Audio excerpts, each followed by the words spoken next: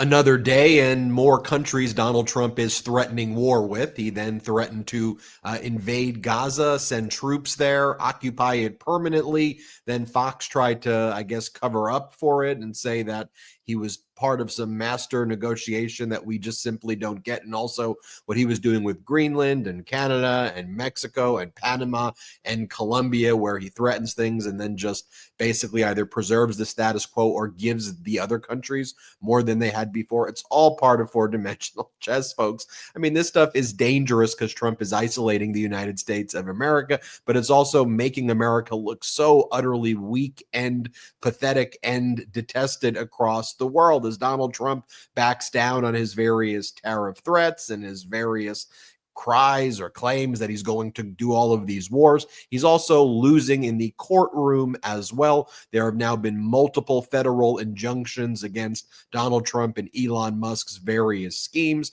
There was an injunction regarding the DOGE access to the Treasury Department records, although the person who was appointed as the representative to go inside the Treasury Department apparently resigned recently over making certain eugenics-related comments. And so once these were discovered, the person resigned. There's also injunctions regarding birthright citizenship. There's also injunctions regarding the government freeze. There's injunctions regarding Donald Trump's attempt to put trans women into the male prisons and to deprive them of the medication based on the cruel and unusual punishment clause of the United States Constitution. There's also an injunction that was issued by the court about that fake government buyout offer and more. We'll go into all of these major federal injunctions, but it's been loss after loss after loss for Trump.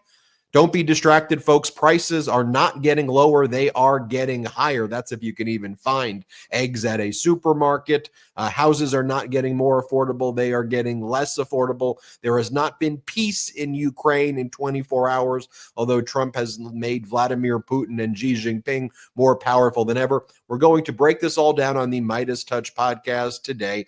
I want to start off, though, by showing a series of clips. Brett, Jordy, I want you to react to these clips. The first clip I want to show you, Sean Hannity trying to say Donald Trump making these statements about Gaza. Brilliant, brilliant stuff here. This is part of complex negotiations. Everybody here, play this clip. The U.S. will take over the Gaza Strip, and we will do a job with it, too. Now, like Trump's tariff threats and tough negotiations with Panama, Venezuela, Denmark, Mexico, Canada, this is likely just the first chapter in a complex, ongoing art of the deal negotiation. But once again, for the millionth time, the Democratic Party is just overcome with hysteria. You know, there's like that DMX song where he like lists a bunch of like women or like kind of like a list of like ex-girlfriends who don't talk to you anymore, who like hate you. Like that's kind of like what you Panama, Colombia, and and Denmark and Greenland, places where Trump literally lost in negotiations, and Trump was made an utter fool. I could do the DMX voice with those songs. Here's Kayleigh McEnany though trying to push these propaganda talking points. This is from state-run regime media called Fox. Let's play it. Well, the media didn't listen to that. Those gathered in the room, Caitlin Collins, others, because I watched through the channels last night and it was absolute pandemonium. I mean, the freak out was only second to June 27th, the day that Joe Biden had that disastrous debate. And when you look at it, I just thought to myself, they haven't learned the lesson yet. And the lesson is this: maybe Trump is not trying to take Gaza. Maybe this is a grand part of a negotiation to get Iran to come to the table, to get Iran to hold back the proxies, to get Iran to stop its nuclear warfare on the world. Maybe that's it. My lesson to the media, this one line I wish they would take: President Trump is playing four-dimensional chess. You all are playing checkers. If they even have a game board. If they even have a game board, yes. Not quite so. If they even have a game board. Elon Musk and DOGE are all in your government records. Everybody, do you even have a game plan? Like they're like literally cartoonishly evil. By the way, that was the face of Susie Wiles, Donald Trump's chief of staff, as Donald Trump talked about permanently occupying Gaza. Brett and Jordy, sorry for that long intro. I just had to show those clips right away. Brett, how are you doing? No, I mean, it's craziness. It's pandemonium. We can never act like any of this is normal. There really is like a coup of the government happening from the inside. And we're seeing state-run media like you see in Russia and North Korea and other autocratic countries. Fox is just full-on state-run media at this point. Everything they say is bullshit. Everything's a lie. Honestly, a lot of the stuff I think would make Vladimir Putin and the stuff he does over in Russia blush with the level of gaslighting that they have. And it's the same pattern, though, that we've seen from Fox over so many years. And that's at first they try to tell you what Trump really said. Oh, this is actually what he really meant. It's actually four-dimensional chess. And watch, let me show you. And then Hannity goes, oh, you're just not getting it, you people. If you were as smart as me and everybody else, we know that Donald Trump is doing these negotiations. And then inevitably this is going to happen where Hannity's going to be on an interview with Trump one-on-one, and he's going to ask, so this is a negotiation tactic, right? So you're not really, this is just a positioning for the United States. And Trump's going to go, no, I really mean it. And Hannity's going to go, but you really don't, right? And the whole cycle is going to continue like it always does. The stupidity is endless. They're even using the same talking points right now. If you look from Fox to the White House press secretary to people like Pete Hegseth, you see the talking points just repeat themselves on all those aspects. They are clearly in coordination. And if let me show you a clip. I got a clip of them literally repeating each other's talking points that I do want to show you. I'll show you this, and then I'll just make another point about why Fox is state-run TV after you watch this, but this makes it pretty damn clear. Insanity is doing the same thing over and over again and expecting different results. The definition of insanity is attempting to do the same thing over and over and over again. And as the president and prime minister pointed out last night, as our defense secretary said famously today, Pete Hegseth, the definition of insanity is doing the same thing over and over again. President Trump is an outside-of-the-box thinker and a visionary leader who solves problems that many others, especially in this city, claim are unsolvable. The president is willing to think outside the box. We might as well look at one of the world's longest problems and bring in a leader who thinks outside the box, who's crazy, may just be crazy genius. I like I said, like you can't. Vladimir Putin is watching that being like, guys, you got to tone it down a little bit. It's a little on the nose, fellas. And that clip for the audio listeners, you go between Carolyn Levitt, who's the press secretary, you go to Pete Hegseth, who was a Fox News host, plucked right out of Fox News morning TV. Then you go to the Fox host praising him. They all say the same exact things. And where I was getting at before is if that wasn't enough for you to explain that this is state TV, guess who's getting a new show on Fox, a new weekend show on Fox coming up soon? Lara Trump is going to be hosting a new show where she's going to get into the truth about what is really going on. That's right. Lara Trump, a former co-chair of the RNC, now getting a show on Fox. But yeah, Trump administration, tell me more about DEI and merit-based hiring. You know, Lara's probably going to end each show singing her hit singles, Brett. It's going to be when I watch. I hope those Fox viewers get all the singing they asked for. When I watch those, I'm going to borrow a word. I'm going to borrow a nice Yiddish word, putz. McEnany putz, Hannity putz, Will Cain putz, Levitt putz, Hegseth putz. They're such losers, man. It's unbelievable watching them with these same talking points, these tired ass talking points, and then. You get the sense when you watch the Carolyn Levitt clips very specifically, she's doing like a bad book report in school. Like it feels like when she's reading from her notes, like even just the way that she tries to deliver the information is just awful and super incompetent. I mean, these people are the worst. You know, as Donald Trump and people like that are, their one mission is destroy U.S. aid. Okay, but the broader plot there was that was the first one they were going to go after, right? So go after USAID, which provides all this aid to like vulnerable people abroad, like women who have HIV and AIDS, to stop the transmission of HIV/AIDS to their babies, and like stopping things that are like and harming agencies and organizations that like do things that like literally people are going to die. But one of the things that we've learned, right, is that Elon Musk and DOGE are now going to the other agencies, right? They put their people in the Treasury Department. We'll talk a little bit more about the legal maneuvering there, but there's now an injunction blocking that data from being given over to Musk and anybody but their designated person who works at the Treasury Department. But it turns out that that person was bragging about eugenics and saying that he wouldn't marry anybody outside of his race ever. And those posts emerged, and apparently that person resigned from that position. But we'll get into that. But then they've gone into the Department of Labor, Department of Education. It seems like every day they go into another entity, just somewhere, and they say like, get the hell out of here, and like walk in, and then like have their 19 and 22-year-olds like enter the systems and put their algorithms. These little like creeps, they're putting their little tentacles on their creepy kids. I want to call them kids because I give them that gets them like, oh, they're child. These are adults, but they're like they look like creepy kids, but they're actually, purportedly, I won't call them grown men, but whatever. So they go into all these areas. But like I need to remind us, perhaps we start this like cleanse at the beginning of the episode, like when JFK rolled out US aid, it was because this was viewed as like a major part of America's soft power, that America was the leader of the free world. And what JFK was saying is, as the leader of the free world, it's not bombs and threats, it's sometimes medication and food and helping countries out. That saves lives here when you can do that. Here, play this clip of JFK. The presence of the United States is as a leading power in the free world is involved in your work directly. The people who are opposed to aid should realize that this is a very powerful source of strength for us. It permits us to exert influence for the maintenance of freedom. If we were not so heavily involved, our voice would not speak with such vigor. And as we do not want to send American troops to a great many areas where freedom may be under attack, we send you.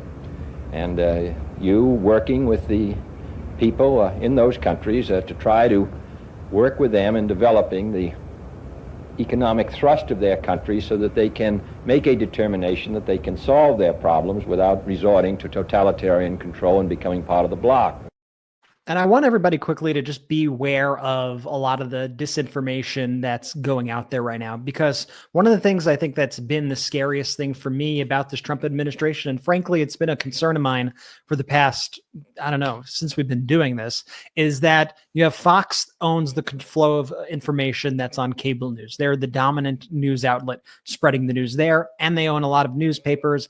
And then you have Sinclair that owns a lot of the local news that's repeating right-wing talking points. They're a right-wing conglomerate that own channels that appear to be NBC or appear to be ABC or Fox or whatever. They're actually owned by Sinclair. Then on digital, you have the platforms that are owned by people like Elon Musk and Mark Zuckerberg, and those are throttling information. Those are pushing certain information to the top. And so these lies spread so quickly. So I see every day now a new lie that is built up in order to justify the destruction of these agencies and to smear people and to destroy them, to fire them, to maybe ultimately imprison them. And it worries me because it doesn't look like the United States at all, but it does look like Russia. It does look like what you see in these autocratic countries. And so when you see with USAID and you see Elon Musk, I've seen a lot of these kind of right-wing people on Twitter go, isn't it everything that, they're afraid because we found the fraud. We found the fraud and the illegal activity, and they are mad that we discovered all the illicit activity that they are doing at the Treasury Department, at this department, at that department.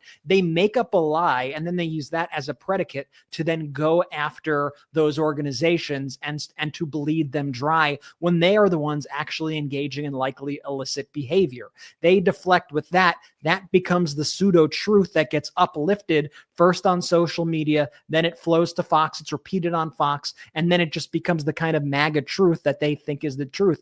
There was this Politico story yesterday that was one of the things going on that was saying like, oh, look, USAID paid Politico all this money over these years, and they're using it to bribe Politico, and it was just complete and total BS. They were paying for like a Politico data service, the same way government agencies pay for Reuters or Associated Press or whatever to get access to data, to get access to research and things like that. And it was money that was paid over the course of I don't know, like 8 years or 10 years or something like that. They turned this into a conspiracy theory that USAID is being used to funnel money to news agencies in order to shift the programming to be anti-Trump. And they somehow acted like Politico is like the most pro-Biden administration, which if you read Politico ever, you know that it's absolutely not at all. And I think they're even owned by a right-wing like German conglomerate of Politico. But, you know, the point that I want to make, though, is that they are using Soviet-esque justifications in order to destroy these agencies. And it's just a very devious tactic. I'm not honestly sure how you overcome all that other than by building these pro-democracy voices like the MeidasTouch network and others up. And so, I mean, that's our mission right now. We got to combat this just endless flow of stuff. And I'll just add also that we're doing that. And I want to thank everybody because we're proud to announce that the MeidasTouch podcast on audio platforms right now is the #1 news podcast out of any podcast on all of audio on Apple Podcasts. Not only that, when you look at all categories, we are the #2 podcast of all podcasts. So that's higher than the New York Times. You see, it's higher than Joe Rogan, higher than Tucker Carlson, higher than Megyn Kelly, higher than Charlie Kirk, Ben Shapiro. So finally, these pro-democracy voices, despite all the manipulation, despite all the finger that they have on the scale here, we are still winning this information war right now. And that's because of you, because while the corporate media wants to think that the pro-democracy community is dead right now, that we are silent, they are dead wrong about that. People are fed up. They don't like what's happening. So if you want to support, by the way, help us get to #1 of all podcasts, make sure you go right now also and add the MeidasTouch podcast on Apple Podcasts and on Spotify and keep us up the rankings because we need to continue to clap back at this disinformation with the truth. And that's what we're here to do. I know that's what you're here to do. Ben, you're on mute. You have protests taking place across the country as well. The 50-51 protests, 50 states, 50 protests on one day. I know that was not getting a lot of corporate media attention. Did anyone, and was it on any channel at all?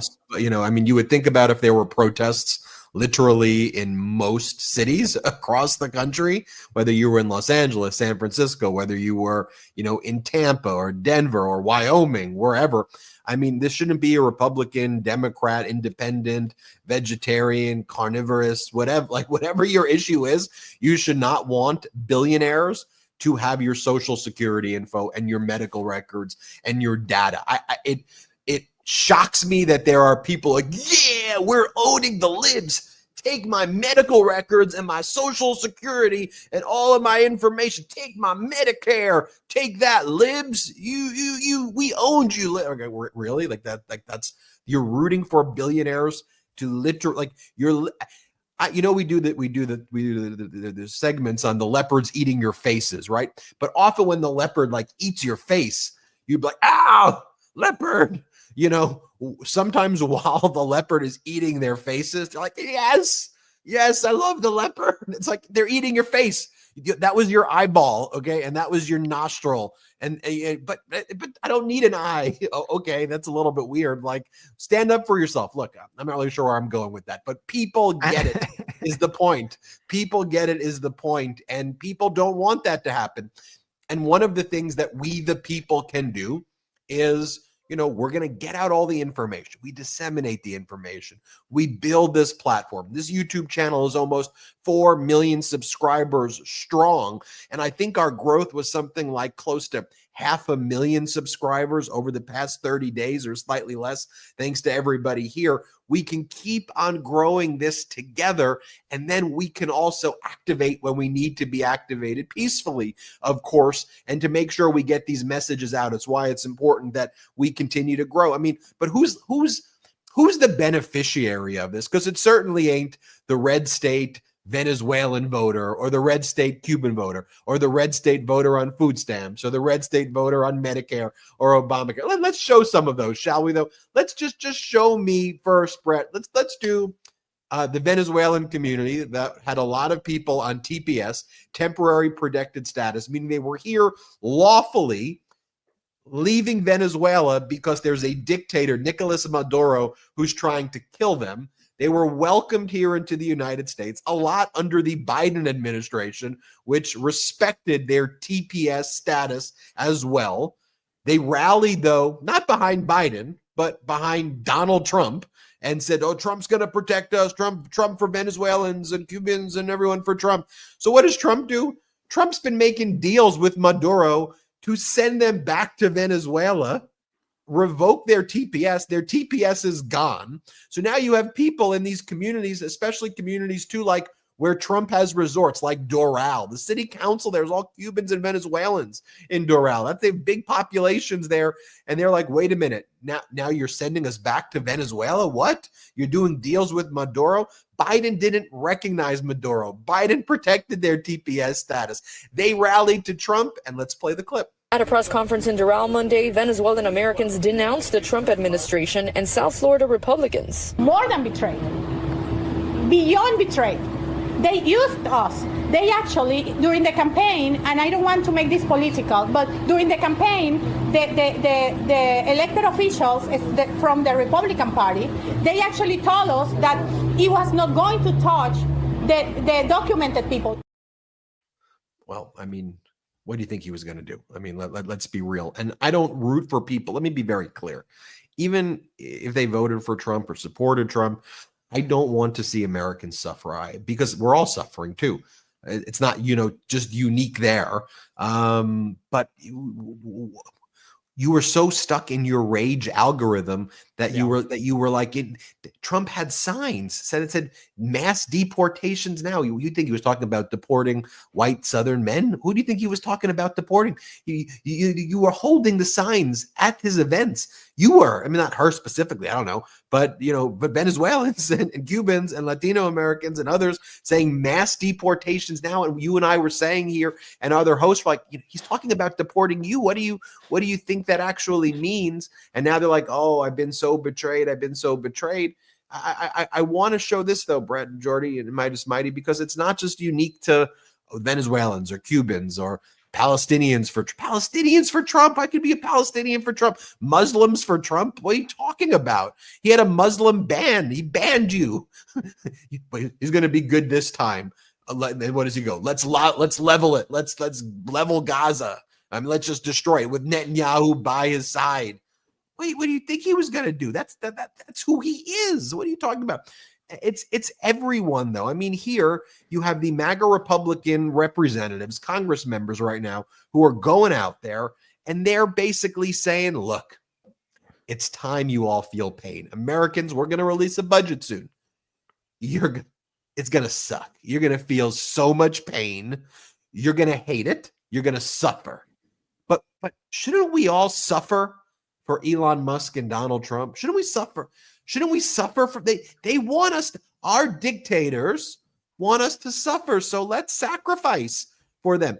If you think that I'm making that up and that's not what they're saying, roll clip. You'll see a menu of options that'll come out in March, and it will be littered with a collection of ideas, some of which Americans are going to really not be for. But hey, if we don't sacrifice, if we don't understand that this is going to be a painful process, nothing's going to change.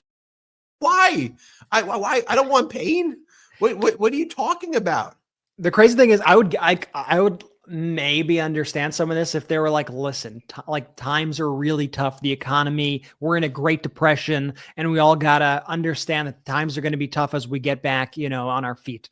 But our economy is the best in the world. There are obviously a lot of issues with the economy, but our economy has been the best in the world thanks to President Biden bringing us back to the devastation that was wrought by Donald Trump's previous administration. So you saw 4 years of steady growth. You saw 4 years of inflation raising because of what happened with Donald Trump and the pandemic and the issue with supply chains and you name it. And you saw President Biden deal with that in a steady way, execute what is known as a soft landing, which many people thought was impossible. And now that we're at that soft landing stage, Elon Musk and Donald Trump actually want to destroy people. They want a hard landing. They want to actually hit people over the head and make them suffer. And this is like, how many times do they have to say this out loud before people get it? How many?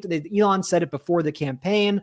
Trump said it last week. You have this guy saying it right now. There is no need for Americans to suffer for things to improve. And the fact that people apparently decided that they want this is one of the most disturbing things to me. But Ben, I think you nailed it. The rage algorithm, people looking beyond their own interests, because it upsets me, because I have so much empathy and I care so much about these various groups of people. I care so much about the treatment of the Palestinian people. I care so much about the treatment of Muslims in America. I care so much about these other immigrant groups, the Venezuelans, the Cubans, and to see them be led astray by Donald Trump and to buy his bullshit when everybody should have known that Donald Trump is a master bullshitter and was going to sell these people out the second he could. It just defies any sort of logic to me.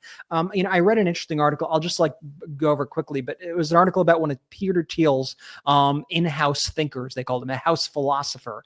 And this guy's name is Curtis Yarvin. And he's a software engineer. And he developed kind of this program, this plan that we now kind of see Elon Musk following. There's been articles about this guy in The Guardian and on this website, the Nerdreich. And he envisioned, and this is a guy who JD Vance frequently retweets and quote tweets and views as an intellectual genius, this software engineer guy.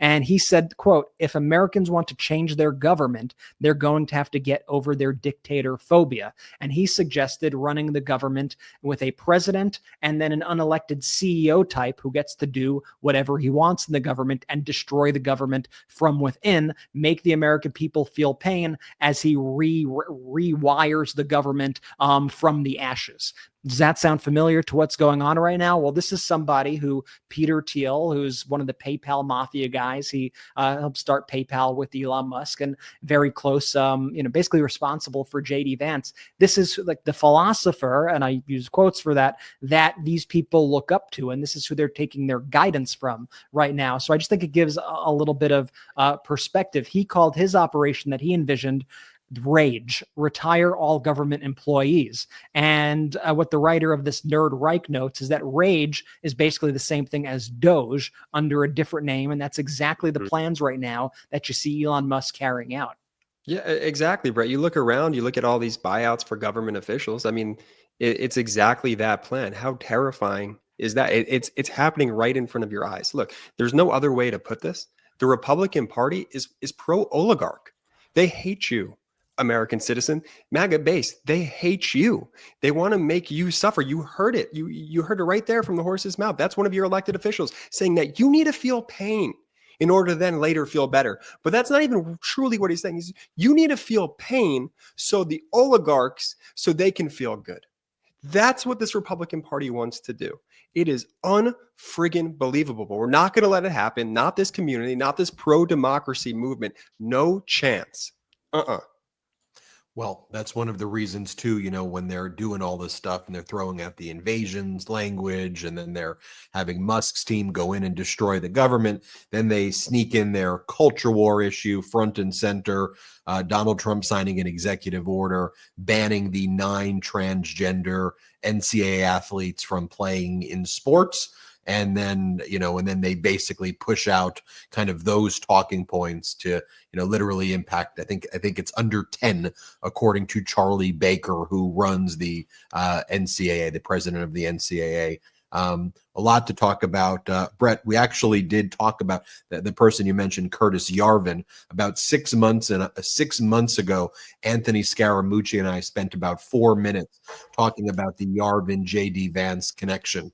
And so we were saying this is who they follow. And we went through a bunch of it about maybe even more than 6 months ago. It may have been like May or June, however many months ago that is. Anyway, we've got a lot to discuss. We're going to take our first quick break. Trump losing in the courts. Loss. A ton of injunctions. Right-wing judges as well, Reagan appointees and others, basically saying that this Trump regime is lawless and that these injunctions are necessary with things like birthright citizenship or sending DOGE people into the Treasury Department or cruel and unusual punishment by forcing trans women to go into men's prisons and to be taken off medications and things like that, banned under the cruel and unusual punishment clause of the United States Constitution. Reminder, hit subscribe now. We're on our way to 4 million subscribers. 4 million subscribers, everybody. We can get there together. So please hit subscribe now. Also, patreon.com/MeidasTouch, patreon.com/MeidasTouch. Next week, meet me, Brett, Jordy, special Zoom meeting for patrons. We don't have outside investors. We're 100% people powered. Patreon.com/MeidasTouch is how you join that Zoom meeting. Ask Brett, Jordy, and I any questions that you have. Also, MeidasPlus.com, MeidasPlus.com, MeidasPlus.com. There we've collaborated today. We had a great one with Jim Acosta. Finally, we've had that Jim Acosta collaboration you have all wanted, so you can watch that. And our editor-in-chief, Ron Filipkowski, has the best daily breakdowns in politics. Let's take our first quick break of the show. Even if you think it's a bit overhyped, AI is suddenly everywhere. From self-driving cars to molecular medicine to business efficiency. If it's not in your industry yet, it's coming fast. But AI needs a lot of speed and computing power. So how do you compete without costs spiraling out of control? Time to upgrade to the next generation of the cloud, Oracle Cloud Infrastructure, or OCI. OCI is a blazing fast and secure platform for your infrastructure, database, application development, plus all your AI and machine learning workloads. OCI costs 50% less for compute and 80% less for networking. So you're saving a pile of money. Thousands of businesses have already upgraded to OCI, including Vodafone, Thomson Reuters, and Suno AI. Right now, Oracle is offering to cut your current cloud bill in half if you move to OCI for new U.S. customers with minimum financial commitment. Offer ends March 31st. See if your company qualifies for this special offer at oracle.com/Meidas. That's oracle.com/Meidas. Your nighttime bedroom temperature has a huge impact on your sleep quality. If you wake up too hot or too cold, I highly recommend you check out Miracle Made's bed sheets. Miracle Made sheets are inspired by NASA and use silver-infused fabrics that are temperature regulating so you can sleep at the perfect temperature all night long. I get so many emails from the Meidas Mighty saying how great Miracle Made sheets are and how it's changed their lives for the better. Here's why. It uses silver-infused fabrics inspired by NASA. So therefore, Miracle Made sheets are thermoregulating and designed to keep you at the perfect temperature all night long, no matter the weather, so you get better sleep every night. Now, these sheets are also infused with silver, as I said, and that prevents up to 99.7% of bacterial growth, leaving them to stay cleaner and fresh 3 times longer than other sheets, so no more gross odors. Also, Miracle sheets are luxuriously comfortable without that high price tag of other luxury brands, and it feels as nice to me, if not nicer, than the sheets used by some 5-star hotels. So, upgrade your sleep this year. Go to trymiracle.com/Meidas. That's TRYMIRACLE.com/MEIDAS to try Miracle Made sheets today. And whether you're buying them for yourself or as a gift for a loved one, if you order today, you can save over 40%. And if you use our promo code Meidas at checkout, you'll get a free 3-piece towel set and save an extra 20%. Miracle is so confident in their product, it's backed with a 30-day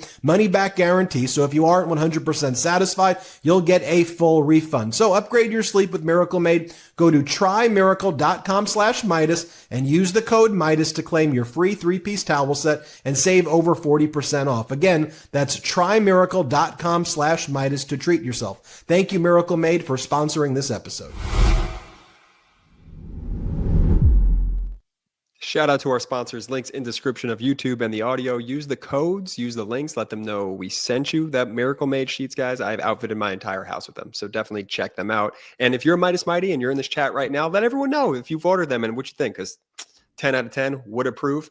And then again, just real quick, shout out to the audio listeners of the MeidasTouch podcast. I mean, it is just so dang amazing that we are the #1 news podcast in America on the Apple charts right now. See, we come with actual data. We just don't say like, oh, we're the #1. Whatever. No, this network here, the MeidasTouch Network, the MeidasTouch podcast, #1 news podcast. This is a seismic shift, folks. A seismic shift. Incredible. And #2 of all shows in any category. And that's seriously thanks to y'all. So thank you guys. I know we talk about a lot on the show, but that's just you guys delivering, making sure that you're subscribed to the podcast and all that and listening on audio, as well as the YouTube. So shout out, y'all. Thank you so much. Ready for this, Jordy? We don't really have a sound effect. So wait, what's the theme? Flashback alert. 2016 Marco Rubio debate with Donald Trump, where Rubio says, play the clip. In all fairness, Marco is not a negotiator. I watched him melt down, and I'll tell you, it was one of the saddest things I've ever seen. He's not going down. He thinks the Palestinian is a real estate deal. And these people may even be tougher than Chris Christie, okay? The Palestinians are not a real estate deal, Donald. Okay, no. A deal, They're not a real estate deal. Is a deal. Let me tell you, a deal is not a deal when you're dealing with terrorists. Have you ever negotiated with terrorists? You are not a negotiator. And with your thinking, you will never bring peace. You will never bring peace. Donald might be able to build condos in the Palestinian areas, but he's not going to. This is not a real estate deal. Senator. He will never be able to do it. I think I may be able to do it, although I will say this. Probably the toughest deal of any kind is that particular deal. Few observations. #1, Donald Trump now compared to then, literally looks like absolute cognitive mush. Right? I mean, like literally looking at Donald Trump now. I mean, I know the media wanted to say all these things about Biden. Biden was older, but Biden's was saying things that like made sense. And yes, the delivery was slower. Sure, would Biden stutter? But like, okay, Donald Trump says things where like you read the transcript. I mean, he did one recently, and I read it about air traffic controls. And you just read these statements, and it's like, what are you saying? This is what Trump said. We're all going to sit down and do a great computerized system for our control towers, brand new, not pieced together, obsolete, like it is land-based. Trying to hook up a land-based system to a satellite system.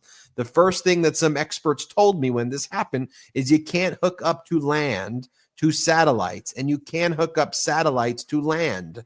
It doesn't work. We spend billions of dollars trying to renovate an old broken system instead of just saying, cut it loose and let's spend less money and build a great system done by 2 or 3 companies, very good companies, specialists. That's all it is. They use 39 companies.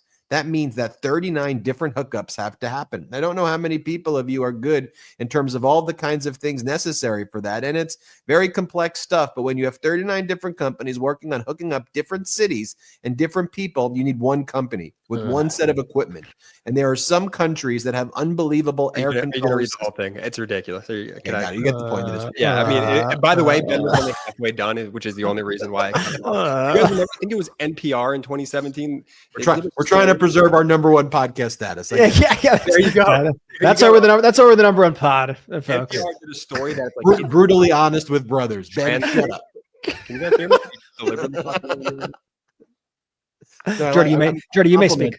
Thank you. Do you guys remember, I think it was like 2017, NPR actually did a story that it was next to impossible to translate Donald Trump in other countries just because of the ongoing just blurs that come out of his mouth. I could only imagine what it is now. I mean, take that statement, for example. It's completely ridiculous. My other observation from that clip, Ben, if you'd be so kind, would be that did everyone in Trump's orbit just sell their soul? You don't actually have to answer this. It's rhetorical. Just completely sell out, because that Rubio clip, he's actually standing strong. It sounds like he actually has a strong conviction there. And he's calling Trump out for exactly what he's doing now in 2024. So it's 2025. So it's unbelievable to see, the JD Vances who had the hard anti-Trump stance. And, it wasn't just anti-Trump to be anti-Trump. It was almost essentially like a close adjacent to a pro-democracy stance. But no, they've sold their soul to get closer and more power, closer to the power. And of course, you don't have to go as far as JD Vance, because you had Marco Rubio right there on the stage, who's now the Secretary of State, going, "Oh, Donald, amazing plan to take over and occupy Gaza and own it. Oh, this is exactly whatever. I'm excited for this. This is an amazing idea." Coward, such a tiny, like the one thing that Trump was right about was the nickname Little Marco, because this is such a tiny human being, just a speck of a man, just such an insignificant, little, tiny human being. I'm not talking about in size, but I'm talking about in his intellectual stature. I'm talking about in just the way he's willing to sell out his values for power, the tiniest of people that you could possibly ever imagine. Marco Rubio, you pathetic little man. You pathetic little Rubio, you little Rubio. Little Marco. But look, let's be clear though, too, is that we're just bullying now. But I mean, I guess you could bully He bullies. deserves it. Marco. Bullying bullies is not bullying. It's like when in like a math class, when you would have like negatives, it somehow became a positive or whatever. You know, somehow. if you bully a bully, it's a positive. I love the extent when our math knowledge here is brother. Somehow it's magic. Bullying a bully, all good. It's no longer bullying. But here's the thing. We also know that Donald Trump has is looking weaker than ever as well. I mean, with all of just think about all those memes out there with Claudia Sheinbaum and Justin Trudeau, Prime Minister Trudeau, President Sheinbaum. We're like, you just take a look at Mexico, for example. Donald Trump's like, look at the negotiation I got. 10,000 troops at the border. Donald, there's already 15,000. So you just agreed to negative 5,000 troops at the border. You literally just said you're going to have less troops at the border, but and then all like Trump's people go on, but now they're permanent. It's like, okay, where was that said on the deal? Number one. And then number two, Biden had far more troops on the border. All right. So you screwed that one up. What about Canada? You said you wanted to annex it, like the way Putin says he annexed Ukraine, take it over, conquer it. What'd you get, Donald? Okay, we got $1.3 billion in border security. I mean, you mean the same thing that was happening under Biden that was talked about in December? No, but he said it again to me. Okay, what else did you get? Fentanyl czar. Okay, well, how much fentanyl is coming in from Canada? None. But we're going to have a fentanyl czar there. I think it's like 40 pounds. Just think about it basically. Okay, think about it from this perspective, though. If Vladimir Putin threatened Ukraine, Zelensky responds to Putin, hey, I know you say you want to annex Ukraine, that you said you're going to invade. What if I gave you a fentanyl czar? And Putin was like, okay, deal, even. And then that was it. I mean, I just want you to think about it. We have Trump using Putin's rhetoric, weakening the United States. And then when Trump is like confronted by a united and strong Canada, good for them. We stand in solidarity with you, Canada people, Canadians who love democracy, and people across the world who love democracy, standing up to our humiliating fascism here in the United States. What does Trump do when he sees the stock market going down? He folds like the cheap suits that he wears instantly. I mean, in Panama, how embarrassing is this? The State Department puts out a tweet. We got a deal in Panama. The crossings are free. Then the Panama Canal Authority responds, not true. No, we didn't agree to that. It's so embarrassing. Didn't do it. Then they do, fake deals with Colombia. Look, we got Colombia to submit. What are you talking? You didn't get Colombia to submit. What are you talking? Colombia is not doing anything different either. It's the same exact thing that's happening in the Biden administration. All you've done is unite the world, and they all just think that you're just going to go throw a tantrum, then move on to the next one, move on to the next one, move on to the next one. But Russia's loving this. This has been Russia's favorite week or favorite 2 weeks. For them to watch the self-destruction of U.S. power. This is Julia Davis. She does a great job. You should all follow her. She does Russian Monitor. I really like her work. Cackling Putin pals celebrate Trump's simply sensational first week of U.S. self-destruction. Nice alliteration there, too.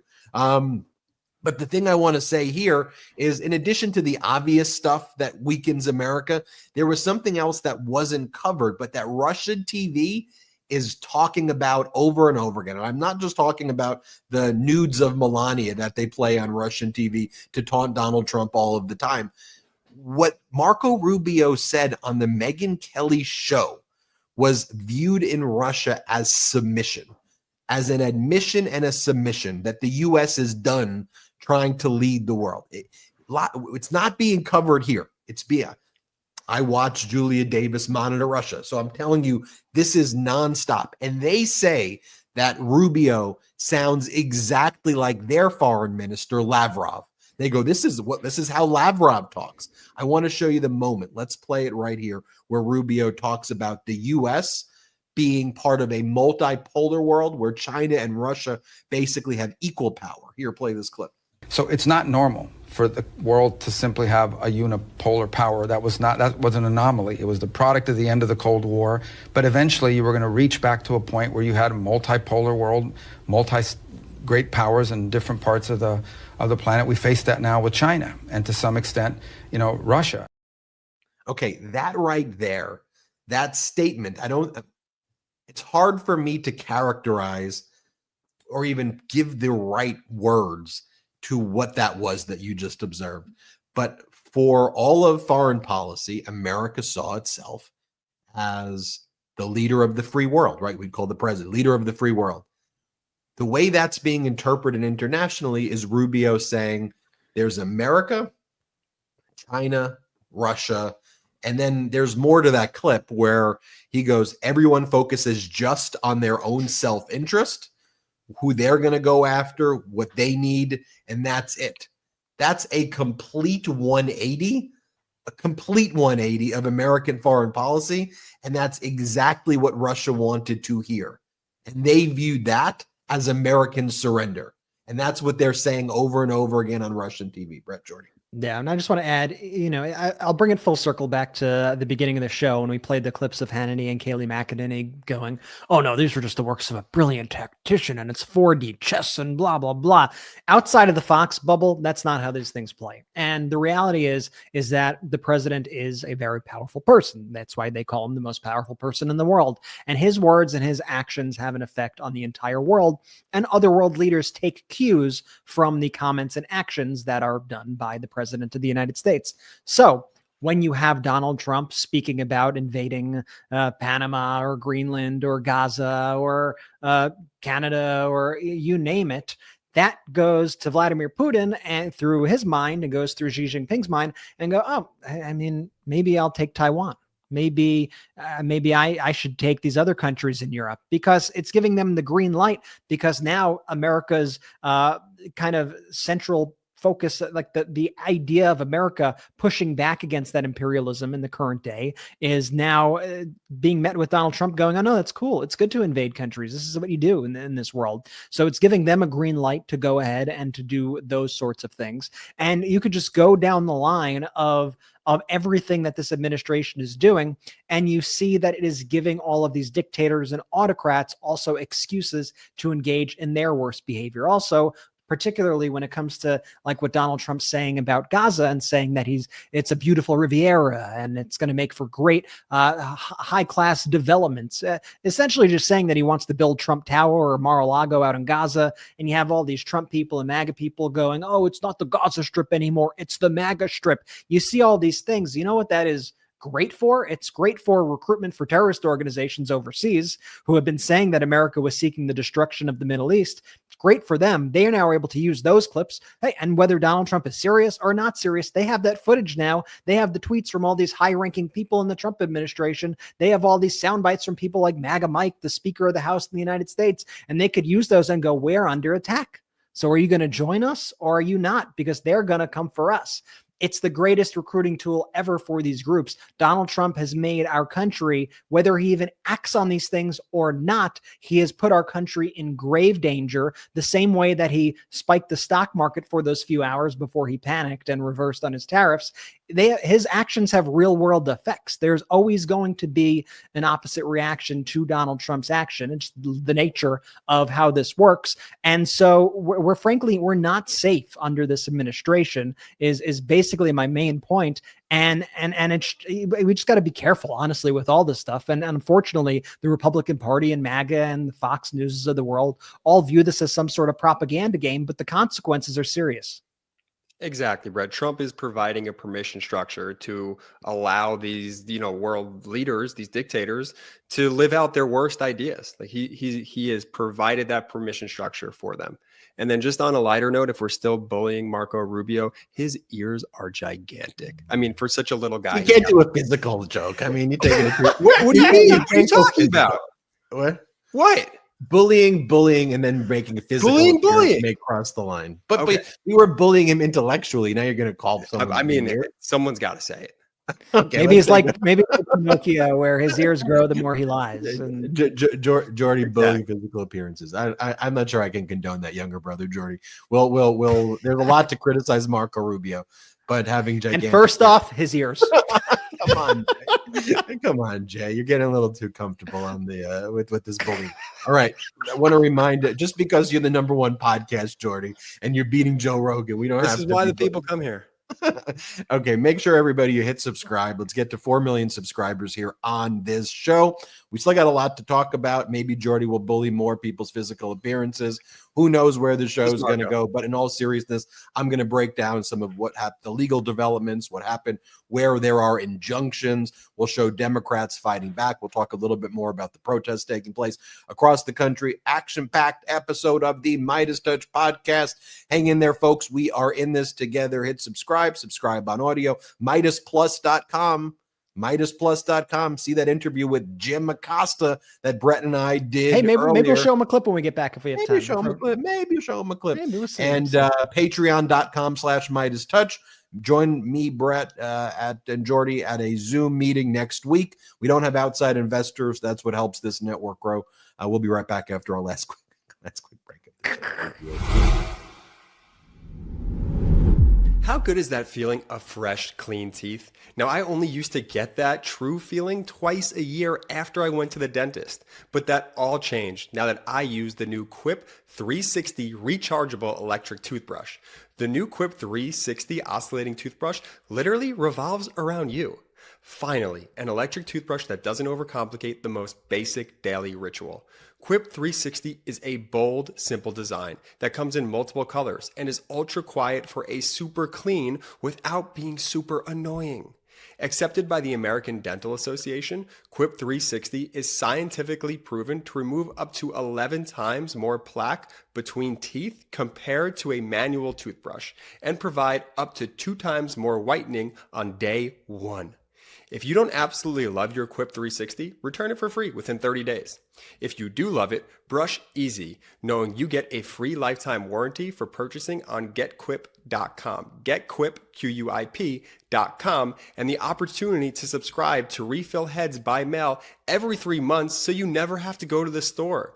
And now with Quip Perks, Quip is literally putting their money where their mouth is. When you subscribe to AutoShip, you'll be enrolled in Quip Perks to earn credit back over time. Free your mouth with Quip and discover the 25,000 5-star reviews and mouths already loving Quip. Just for listeners of the MeidasTouch podcast, get 20% off site-wide and a free travel case and countertop stand at getquip.com/Meidas. Free your mouth today and save 20% site-wide plus a free travel case and countertop stand at getquip.com/Meidas. getquip.com/Meidas. Finally, a resolution that isn't a pain in the ass. Tushy bidets fit on your toilet in under 10 minutes, improving your health and saving you time and money every time you're on the bowl. It's time to level up your hygiene game.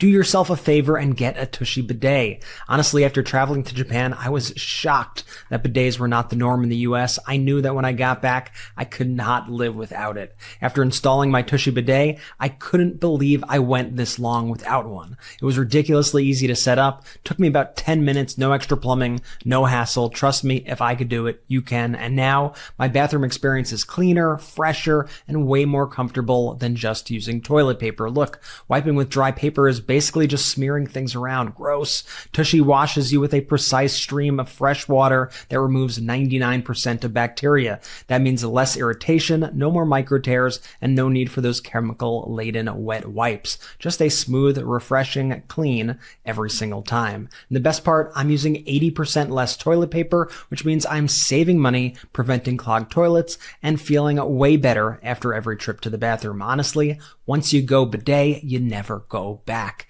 Instantly improve your health from the bottom up. For a limited time, our listeners get 10% off their first bidet order when you use our code MeidasTouch at checkout. That's MEIDAS. That's 10% off your first bidet order at HelloTushy.com with promo code Meidas. HelloTushy.com, promo code Meidas, MEIDAS. Your butt will thank you. Shout out to our sponsors. Links in description of the YouTube and the audio. Use the links, use the codes. Brett, I got to call Tushy for the next read because it should be once you go bidet, you never go away. You like that? It's pretty good. We can workshop it. We can workshop it. And now we go to Jordy to make fun of RFK. Jordy. Benji, where to next? I think our nation needs one gigantic Tushy bidet just over our nation to just spray that full throttle. Spray that out. I mean, I guess that's called an election in 2 years in Congress, and then a massive Tushy bidet in 4 years because. Oh, wow. Let's talk about the courts. Let's talk about what's going on there. Multiple injunctions against the Trump administration. And DOGE, whatever DOGE even is, seems like a bunch of private citizens and billionaires connected individuals who are just going in and raiding different federal agencies, a bunch of creeps. I mean, some creepy looking, we could bully them. Definitely some creepy. I mean, the DOGE kids deserve some bullying. Where and how far it could definitely some creepy looking dudes. Like bullying is quite selective at times. If 4chan was manifested in the human form, it would be the people that Elon Musk is sending into these government agencies. Yes. Yeah. Frankly, if these kids were bullied a little more, I don't think we'd have Doge. Maybe they needed a little more. You guys bullied me a ton. You guys bullied me a ton growing up, and I think it really built some character. It really did. I mean, we'll save it for RFK voice fair game. MeidasTouch after dark. Piece of shit. His voice has to be fair game. No, we're not to go. Stop it, Benji. Where to next? I was trying to talk about legal cases while you're trying to get me canceled, Jay. Let's talk about injunctions. I'm a law professor, Jordy. Let's talk about injunctions. An injunction was issued in Washington, D.C., purporting to stop Musk's access to the Treasury Department and to the payment transaction systems. The judge was inclined to grant this injunction and then basically ordered the parties to come up with a form of the deal of what that would be. But as with every Donald Trump deal, including the buyout, you can never really trust anything he's going to do because the person in the Treasury Department ends up, who they agreed could stay there, is a Musk handpicked puppet who it turns out, based on some new breaking news, a staffer for Elon Musk's Department of Government Efficiency, whose access to Treasury payment systems was approved by the judge as the designated person, resigned today after links to a deleted social media account that advocated for racism emerged, specifically eugenics. You can't pay me any money to marry outside of my ethnicity, and pro-eugenic immigration policies that this individual supported. So that was the Treasury Department person, but that injunction remains in place. It's unclear how much of our data they already have, how much access to your medical records, Medicare records, bank account information that they have, but that injunction was issued. An order, Donald Trump wanted to ban birthright citizenship. Birthright citizenship is literally in the Constitution. There's an order enjoining or stopping the Trump administration from terminating the Constitution.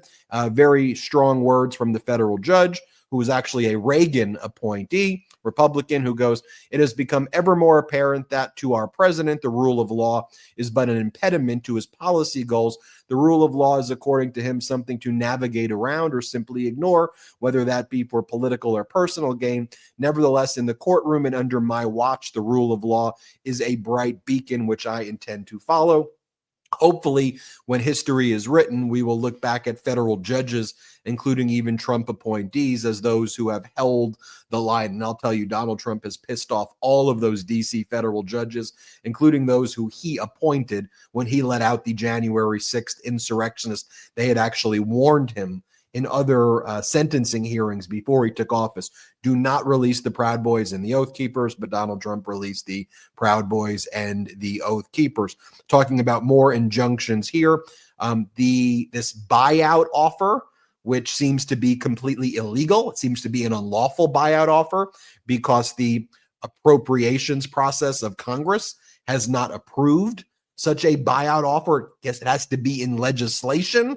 And also one of the reasons that could render this buyout offer unlawful is that it was also it came with the threat that if you don't take the offer, you're going to be fired anyway, which would make the agreement coercive in nature and make it unconscionable as an agreement. That's one of the things that were argued. The judge in that case, I believe it was a Massachusetts judge, pushed until next week, at least next Monday, there's going to be a hearing on whether there will be a more permanent injunction. But if you're a federal worker, you're under no obligation to respond until at least next week.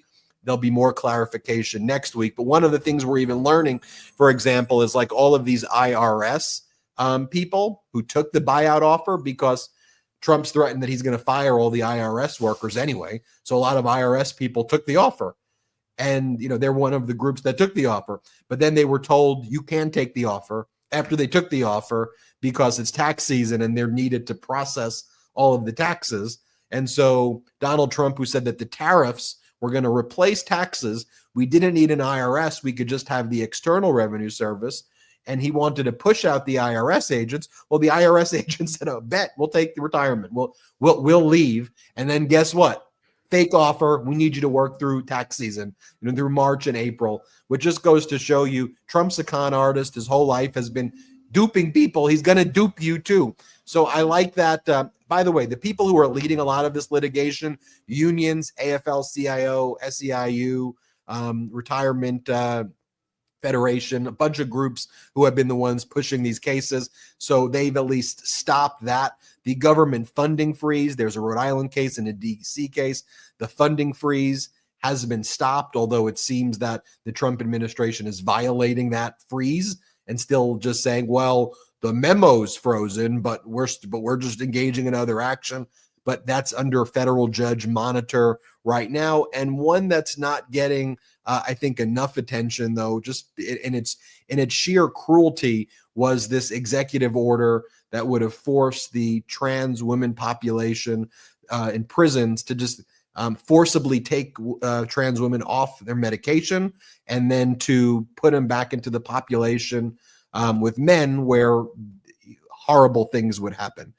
You got really horrific declarations like this one right here. I mean, this is what, this guy, Aaron Melnick, who's been doing a good job covering this stuff, says, "Speaking personally, one of the most horrifying things in the last couple of weeks was Trump's decision to order that trans women, including people who fully transition surgically, be taken off their medication, stripped of female clothes, and thrown into men's prison." And you got declarations like this that seems like a really bad idea that would have resulted in immediate sexual assaults. Consistent with the standard of care, Sarah has lived as a woman and has taken hormones for several years, including the entire duration of her incarceration. Prior to her incarceration, she had several surgeries, including and then it's redacted. Since her arrest, she has always been housed in women's facilities. If Sarah is transferred to a men's facility, she will not be safe. She will be at an extremely high risk of harassment, abuse, violence, and sexual assault. She may be subject to strip searches by male correctional facilities officers. She may be forced to shower in full view of men who are incarcerated, and her breasts and female genitalia will be exposed and vulnerable to sexual harassment, assault, and rape. The federal judge temporarily blocked that under the Cruel and Unusual Punishment Amendment of the United States Constitution. So people are fighting back. People are taking to the streets as well. We talked earlier in the episode about various protests, the 50-51 protests that we're seeing across the country over this past week. I think those will continue to grow in size. As corporate media refuses to report on those, make sure you stay here on the MeidasTouch Network, because we're going to do that type of reporting. I want to share this with you as well. Democratic Congress member Jim McGovern, other Democrats are fighting back. This is Democratic Congressmember McGovern speaking from the floor of the House of Representatives, how people voted for lower egg prices, not for a Middle East Mar-a-Lago. Here, let's play this clip. I mean, my Republican friends like to talk about America first. Again, I mean, look at the front page of the New York Times today. Trump proposing takeover of Gaza as U.S. territory.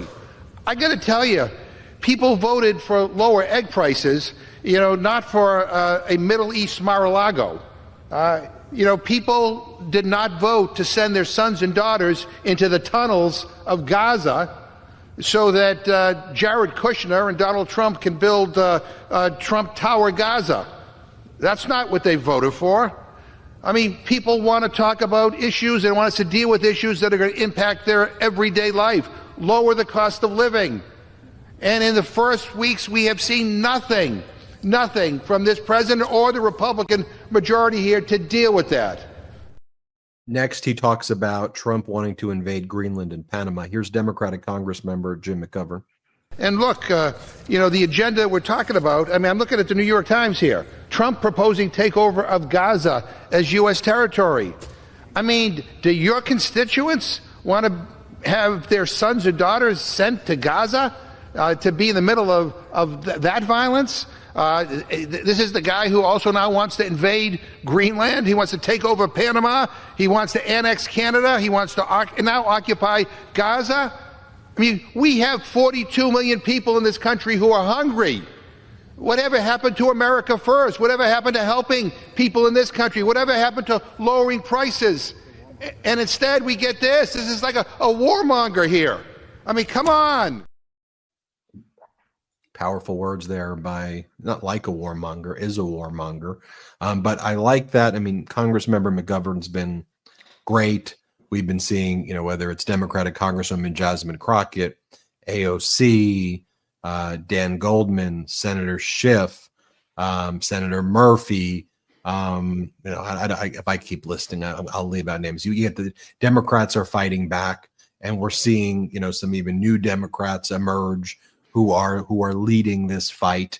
And, I like Democrats going in front of the Treasury Department building, going in front of the USAID building. Those visuals are important. It's important to be there, but it's important to visually connect what's happening to we the people so we can see. Brett.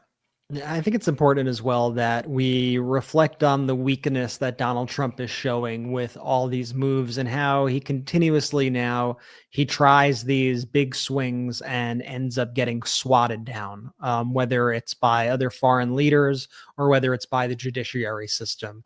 And Ben, we use the phrase here that Ben came up with, a weapon of mass distraction. And, Ezra Klein kind of took that through line, I think, and expanded on it a bit as well. In a great op-ed that I read where he basically said, don't believe Trump. Like, he's going to try to throw all this crap, see what sticks. He's going to try to act. He wants everybody to think he's this super powerful king that nobody could say no to. But guess what we're seeing time and time again? People are saying no to him. The courts are shutting him down. His team is a complete and utter mess. They're making all these mistakes. They're kind of a disaster behind the scenes. They can't really do anything right. And as they struggle, you see the people rising up. You see the people taking the streets. You see Donald Trump's approval rating falling dramatically. You see Elon Musk, who I think it's weird for just a random public figure to have an approval rating, but I guess some people do. But you see Elon Musk's approval rating plummet. Like, I'm talking plummet, where most Americans, I think only 30-something% of Americans approve of what Elon Musk is doing right now. One of the fascinating things that I saw as well is there's a new poll out amongst Republicans who before the election said like 60% or something like that said they were excited about Elon Musk having a very intimate job in the Trump administration. Now that's down among Republicans to something like 26% with this new poll. So you're seeing things change. You're seeing perceptions change. So we have to remember that in spite of all the craziness out there, to not fall for all of Donald Trump's antics and to understand that he is not infallible, that we have the strength and we have the energy. And whether the corporate media wants to show it or not, we're going to show these images. We're going to show the protests. We're going to show the opposition to Donald Trump, the pro-democracy resistance that is taking shape in all forms right now. And we are never going to give up with this. And I know you aren't either. here. We got to break through the noise. We got to continue to fight. And I know that you all are going to do this. Oh, you know what I also want to do, if it's okay, just 2 seconds. I want to show you just a quick clip of our interview with Jim Acosta from earlier. This is, you can see the full thing on the Meidas Plus Substack. We had a great chat with him, spoke to him for like 35 minutes this morning. He's such a legend, and he is one of the voices out there that is standing strong, that is fighting back, that is not taking the crap, that is not laying down. He's defending our democracy, and he had some thoughts about Donald Trump constantly backing down. I'll play it for you right now. You know, Trump rolls out this threat, I'm going to do these tariffs. And believe me, I've seen this movie before. He is the king of empty threats. He puts out these empty threats all the time. And you know, you'll talk to his aides and advisors, and they'll say, this is what we call strategic rhetoric. And he'll say all of this stuff, and then he'll get concessions. Baloney. It doesn't always work out that way. Take a look what happened with Kim Jong-un. Remember when Trump, during the first administration, his first administration, was saying there's going to be fire and fury and all this stuff. And then he goes and he meets with Kim Jong-un. What happened? Kim Jong-un still has nuclear weapons. Nothing happened as a result of that. You know, Brett, those conversations that we're going to be having with Acosta quite frequently on MeidasPlus.com. So everybody go to MeidasPlus, MeidasPlus.com. Go there.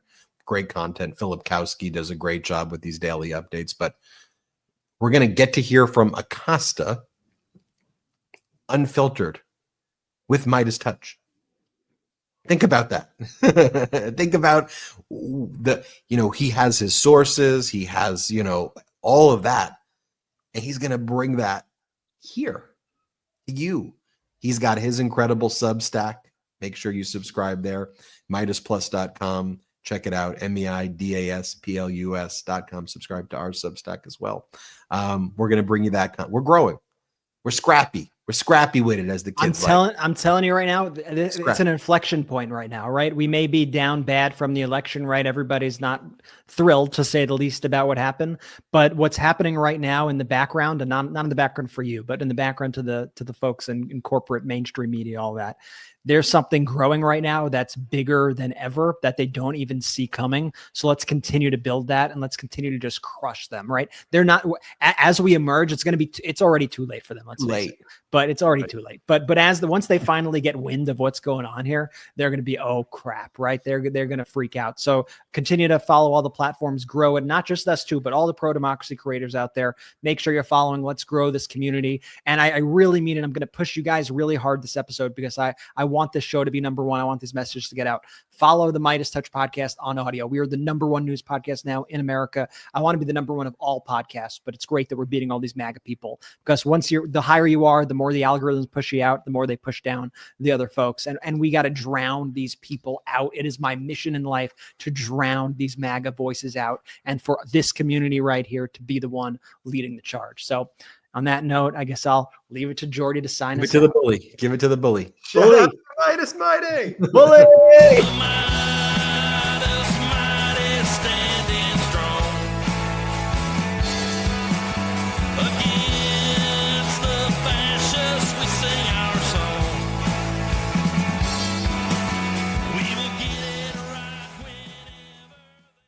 Love this video? Continue the conversation by following us on Instagram @MeidasTouch and help us blow past 750,000 followers.